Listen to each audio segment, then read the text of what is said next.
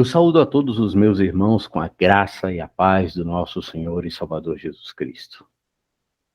Temos muito que agradecer a Deus, porque estamos vivendo dias difíceis, dias em que os desafios batem à nossa porta e os desafios eles crescem, mas eles crescem na medida do nosso crescimento espiritual, da nossa visão. Na medida em que você consegue amplificar a sua visão espiritual, se crê que o inimigo das nossas almas, ele combata contra nós com maior força, com maior efetividade.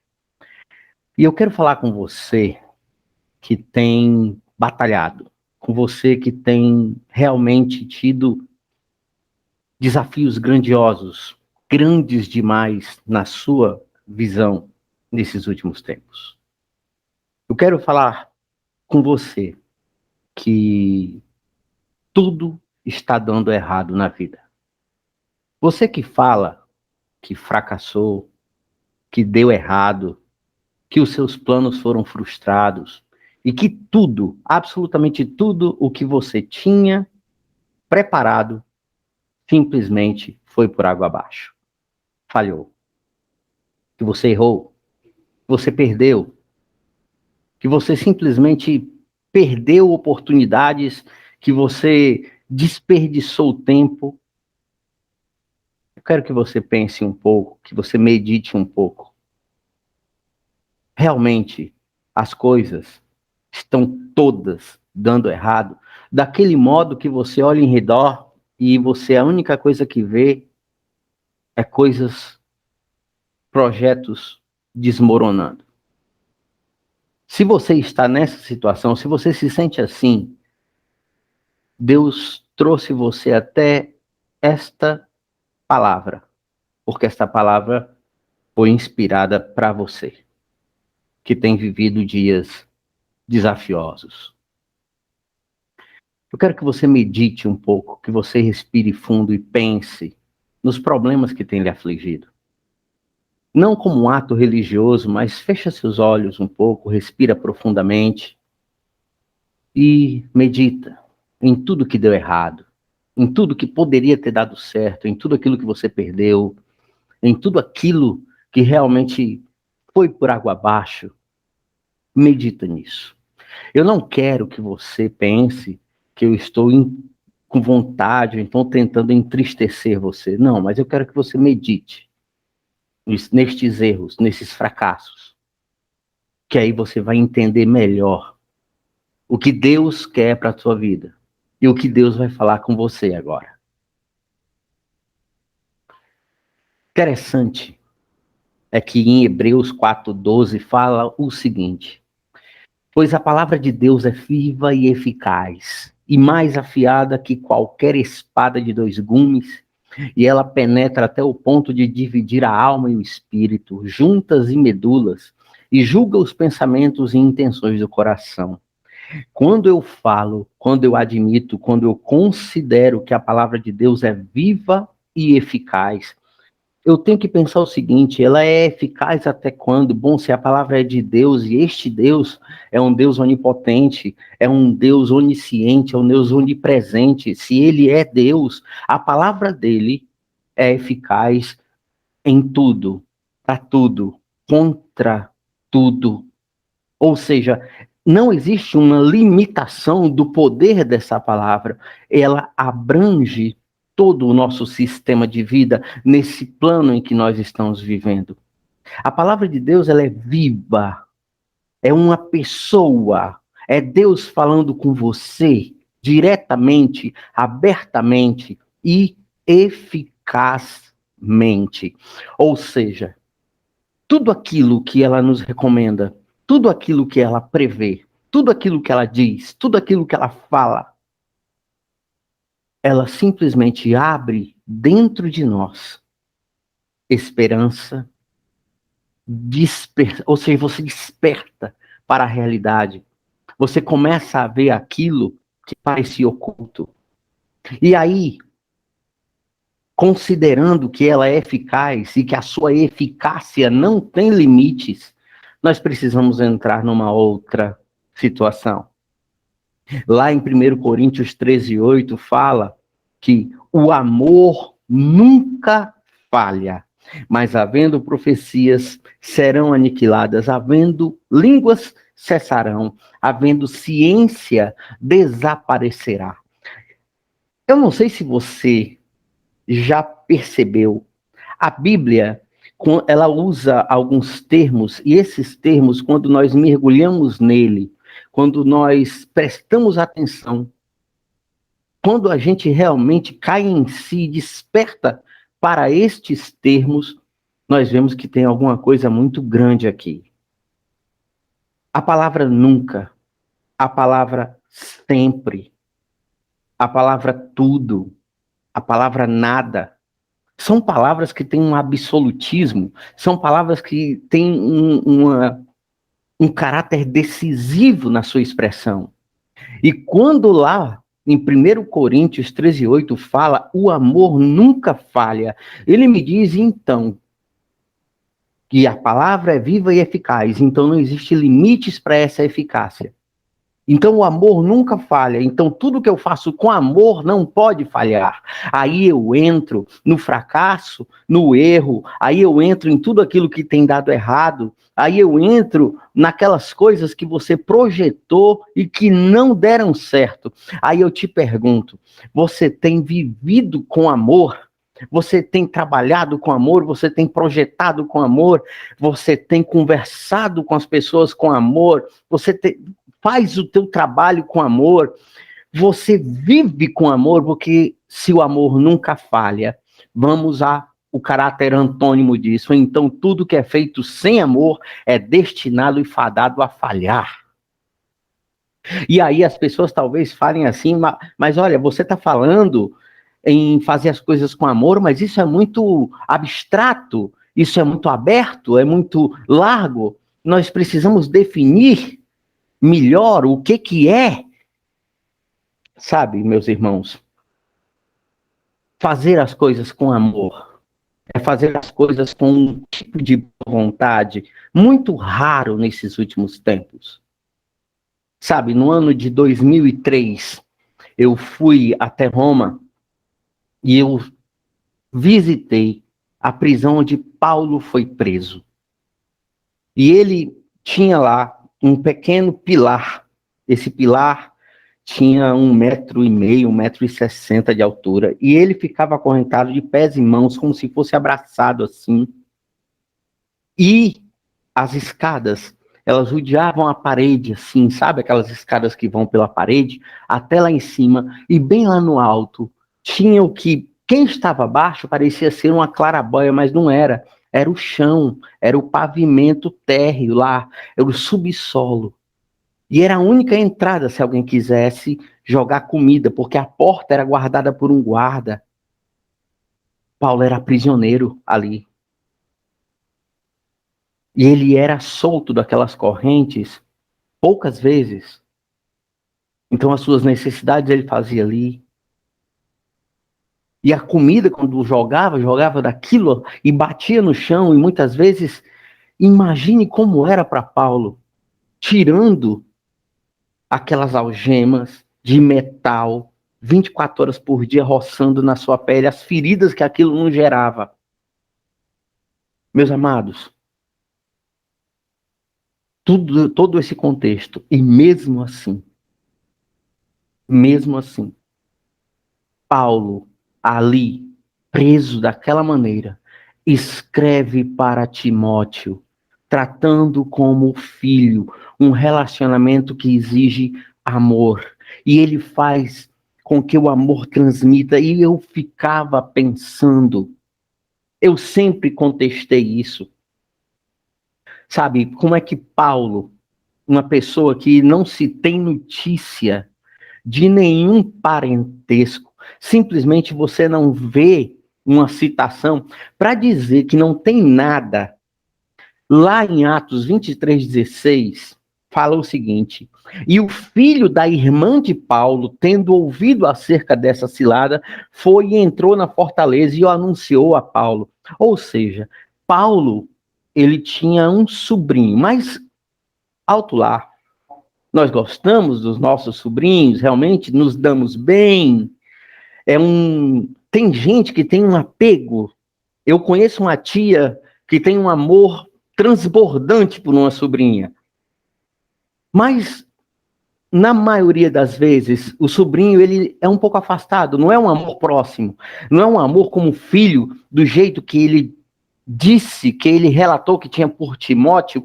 Então eu penso, a gente não ouve falar de pai de Paulo, a gente não ouve falar da mãe, da irmã agora, uma irmã e um filho, um sobrinho, mas ainda assim são relacionamentos. Se você parar para pensar, você talvez, quanto tempo tem que você não fala com seu irmão, com a sua irmã, que você não fala com um sobrinho?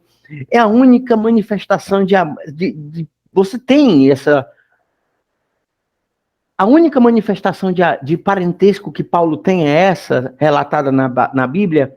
E eu fico pensando como é que alguém que não tem um relacionamento próximo, pode falar tão bem sobre o amor, tal como Paulo, ele tanto escreveu como ele demonstrou, porque quando ele escrevia aquelas cartas, num ambiente tão inóspito, numa situação tão desesperadora, ele se deixou levar. E ele se deixou levar pelo quê? Esse amor. Mas que amor é esse? Preste muita atenção. Viver sem amor é impossível. E talvez você diga, ninguém me ama, e eu não consigo amar ninguém. Não existe ambiente nem contexto, não existe possibilidade. No meu contexto atual eu não consigo. Então vamos fazer uma coisa. Vamos fazer o que Jesus disse e que Paulo fez. Lá em Mateus 22:37 fala o seguinte: Jesus disse: amarás o Senhor teu Deus de todo o teu coração e de toda a tua alma e de todo o teu pensamento. Paulo, ele não tinha uma família. Ele não tinha família próxima. Paulo, ele não tinha esse parentesco, pessoas que ele pudesse realmente lançar toda a atenção do seu amor e fazer com que esse amor ele se materializasse. Então ele resolveu amar a Deus, cumprindo o que Jesus falou: eu vou amar a Deus. Mas como é amar a Deus? Como é essa coisa de amar a Deus? Então quer dizer que a falta de amor neutraliza a minha vida, a falta de amor paralisa o meu sucesso, a falta de amor paralisa a minha criatividade e simplesmente rouba de mim o meu mérito. A falta de amor desqualifica, exatamente, ele desqualifica tudo de bom que você pode fazer e tira isso de você. A falta de amor sequestra a tua realidade de realização. Aí a gente vai começando a pensar, amar a Deus é obedecê-lo? É, também, mas não é só isso. Amar a Deus é obedecê-lo, mas não é só isso. Irmãos, prestem bem atenção. Durante muito tempo eu fiquei matutando como é amar a Deus de modo efetivo. Em Mateus 25, do 34 ao 40, fala o seguinte: então dirá o rei aos que estiverem à sua direita: vinde benditos do meu Pai, possui por herança o reino que vos está preparado desde a fundação do mundo, porque tive fome e deste-me de comer, tive sede e deste-me de beber, era estrangeiro e hospedaste-me, estava nu e vestiste-me, adoeci e visitaste-me, estive na prisão e foste me ver. Então os justos lhe responderão dizendo: Senhor, quando te vimos com fome e te demos de comer, ou com sede e te demos de beber? E quando te vimos estrangeiro e te hospedamos, ou nu e te vestimos? E quando te vimos enfermo ou na prisão e fomos ver-te? E respondendo, o rei lhes dirá: em verdade vos digo, que quando fizerdes isto a um destes pequeninos irmãos, a mim o fizeste. Vamos fazer aqui uma retrospectiva. A palavra é viva e eficaz. Então não existe limite para a eficácia da palavra de Deus. Compreendendo isso, então nós lá em Coríntios vemos que o amor nunca falha. Passamos a saber que tudo que é feito com amor não pode falhar. Aí nós vemos Paulo, que não tem uma relação carnal direta, que fosse forte, presente, que fosse impactante amor, e mesmo assim ele escreve 1 Coríntios 13 e supera todas as aflições dessa prisão, aflições alimentícias, de saúde, de todo tipo. E as suas epístolas se tornam universais, alimentando as almas da igreja até os dias de hoje. E aí você entende que sem amor, tudo que nós fazemos falha. E aí você se pergunta, como eu vou amar? Aí nós descobrimos que primeiro é amar a Deus, mas como amar a Deus? Aí a gente chega nesse texto de Mateus 25 que fala: estive preso, estive nu, estive estrangeiro, enfim, situações difíceis. E você manifesta o amor a Deus socorrendo o irmão, sendo irmão dos seus irmãos, abraçando eles, dando alimento a eles. Sabe? Você encontra Deus nas vidas que você vai alegrar, que você vai alimentar, que você vai ajudar. Essas vidas são portais legítimos para um tipo de presença de Deus incontestável. Eu quero dizer a você, talvez você esteja dizendo assim: ah, pastor, eu quero saber do meu negócio, eu quero saber de ganhar dinheiro, eu quero saber de prosperidade. Eu quero falar para você, existe prosperidade no evangelho, mas não existe evangelho da prosperidade. Procurai o reino de Deus e a sua justiça, e as outras coisas vos serão acrescentadas. Cumpre o amor. O amor é invencível, é infalível, é insolúvel. O amor, ele simplesmente não falha. Quando você exerce esse amor, tudo que acontece nas suas mãos dá certo. Aí eu lembro da história de José no Egito. Eu não vou falar José do Egito, é José no Egito, um escravo que prospera.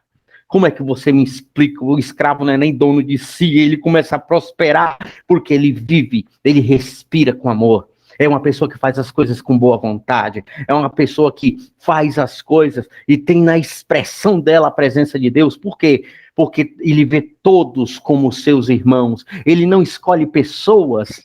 Não, meu irmão é aquele ali não. Não, esse aqui não pode ser meu irmão, mas aquele ali sim. Todos. E quanto mais irmão você é dos seus irmãos, mais Deus será o teu Deus. Porque é proporcional. Tudo que fizeres a um deles, farás a mim. Então, relacionar-me com Deus é me relacionar com meus irmãos. Eu vou te falar uma coisa, você precisa atentar para isso.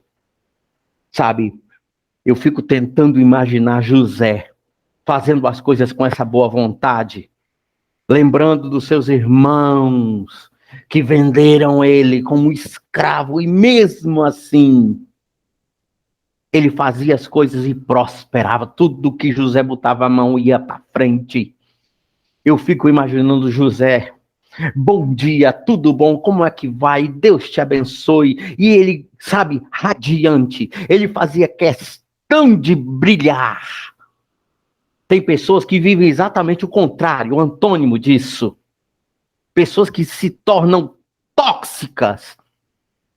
Sabe, aquele tipo de gente. com a cara amarrada. Uma vez, vou contar aqui uma experiência com vocês.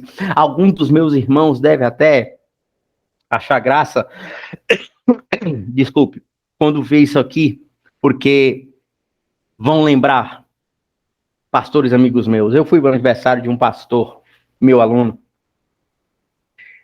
e eu, quando eu fui entrando na igreja, eu ia entregar um certificado para esse meu aluno. A gente aproveitou a festividade do seu aniversário da igreja. Foi uma ocasião muito festiva, bonita. Mas só que quando eu entrei na igreja, que eu olhei para o púlpito, era uma igreja em que os pastores ficam no púlpito, né? Eu me dei conta de uma coisa. Aquela Bíblia debaixo do braço, se não o joelho olhando, e umas caras de fome. Cara feia é fome. Umas caras assim. Tô olhando aqui. Eu fui andando em direção ao púlpito, porque você tem que respeitar o ambiente dos outros, o contexto, né? Assim lá, eu fui. Eu fiquei olhando aqui, na hora, me veio assim, ide por todo mundo pregar o evangelho a toda criatura. Mas aí eu prego, eu trago uma pessoa até a igreja, ela chega na igreja, quando ela olha para o púlpito, ela vê aquela ruma. Desculpe, ruma é monte, é uma quantidade, é um grande número. Isso é uma expressão dialética do cearês, que é o que a gente fala no Ceará. Uma ruma de cara feia, de cara. Parece que, sabe? Eu digo, meu Deus, o que é isso? Um ímpio, eu imaginei no momento um ímpio, você vai, prega, faz tudo, a pessoa vai visitar a igreja, chega na igreja, que você, sabe, você convidou, você batalhou com amor, aí você vê aquilo, o ímpio vê aquilo. Eu não sei você, mas se eu chegar no ambiente, com todo mundo com essa cara, no mínimo, eu vou achar muito desagradável. No mínimo, no mínimo. E aquilo tocou em mim, aquilo ardeu. Eu disse, não, eu não vou dizer, eu não vou conseguir deixar passar. Aí me foi dado uma oportunidade, essa igreja tem essa coisa, de falar, eu também ia entregar. Aí eu comecei e disse, meus amados irmãos, estou muito feliz hoje. Eu estou feliz porque essa igreja aqui é diferente. Comecei assim. Eu vejo por aí umas igrejas que você sobe no púlpito, você tem até medo de tomar uma facada por causa das caras feias que tem no púlpito. Eu falando. Aí eu me virei aquele que estava com a cara pior. Eu disse, por exemplo, esse irmão aqui. Aí eu apontei para ele. Olha a cara de felicidade, olha a cara de vitória, olha a cara de bênção, olha a cara de superação, olha a cara de Deus. Ó, é a presença de Deus na vida desse homem. Olha aí, um homem desse, sorridente, era a cara mais ruim que estava. E eu falando isso.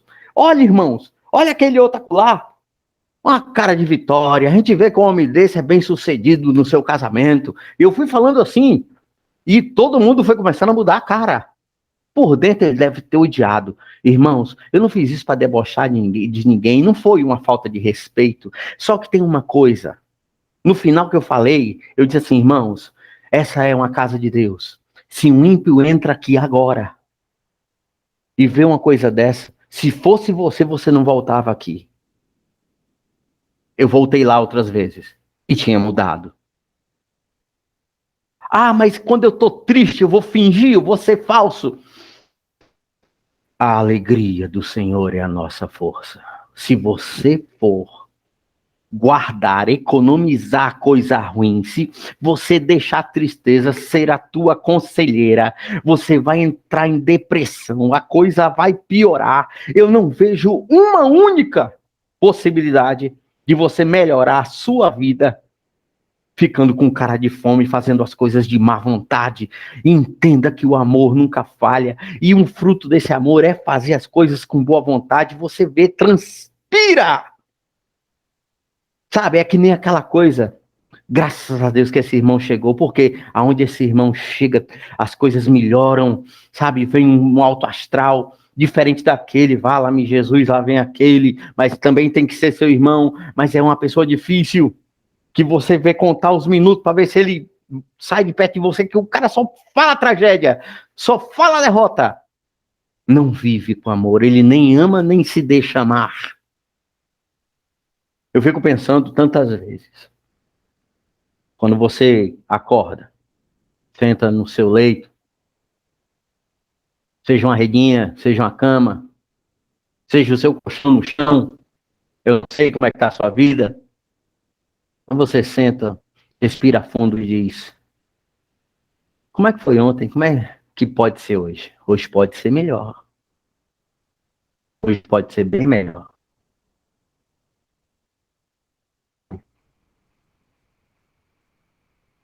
Se você continuar permitindo que o fracasso, que o erro, que o desgaste venham ditar as relações e as possibilidades da sua vida, a tua vida nunca vai mudar. Tem pessoas que falam assim para mim, pastor, eu às vezes vejo alguém dando testemunho do milagre e fico perguntando, será que isso é verdade? Eu queria viver algo assim na minha vida. Primeiro, é verdade sim, porque eu já vivi muito milagre na minha vida. Segundo, você também pode viver milagres. A palavra é viva e eficaz. Lembre de uma coisa, o amor nunca falha. Simplesmente nunca falha. E se tem alguma coisa dando errado na tua vida, você deixou de amar a Deus. E se deixou de amar a Deus, você consequentemente deixou de amar o irmão. Ou então falta amor. Vamos considerar isso. Não, eu tenho amado, beleza, então ame um pouco mais. Vai ver, ainda o termômetro do amor ainda não chegou na densidade que deveria ficar, do jeito que deveria ser. Quero dizer outra coisa para você. Muitas vezes Deus permite que certas perdas na vida, porque Ele também te ama. E não é uma questão de corresponder o amor. É uma questão de pai para filho. Sabe? Muitas coisas nós só entenderemos no outro plano, na presença literal do Senhor Deus. Enquanto você estiver aqui, enquanto nós estivermos aqui, precisamos entender que o amor nunca falha. O bem que fazemos é nosso advogado para a eternidade. Entenda. O que fazemos nessa vida ecoa para a eternidade. E assim sendo, o bem que fazemos é o nosso advogado para esta mesma eternidade. E esse bem é o amor que se expressa, é o amor que se vive, é o amor que se é. Seja o amor. Entenda que a amargura não constrói nada. E entenda que sem amor tudo falha, porque o amor nunca falha. Senhor Deus, muito obrigado por ter, Senhor, me dado essa palavra para me dividir com meu irmão, com a minha irmã que acabou de escutar. Eu peço que o Senhor visite a vida dessa pessoa nesse momento. Eu peço que o Senhor esteja com essa pessoa nesse momento. Eu não sei como está. Se foram perdas, erros, se os planos deram errado, Senhor, eu te peço, ilumina para que a tua luz esteja nele, para que ele seja aquilo que o Senhor disse que é. Ele é sal da terra e do mundo. Pai, abençoa a vida dessa pessoa. É o que eu te peço humildemente, Pai amado, em nome do Senhor Jesus Cristo. E você que concorda e recebe a bênção, diga amém.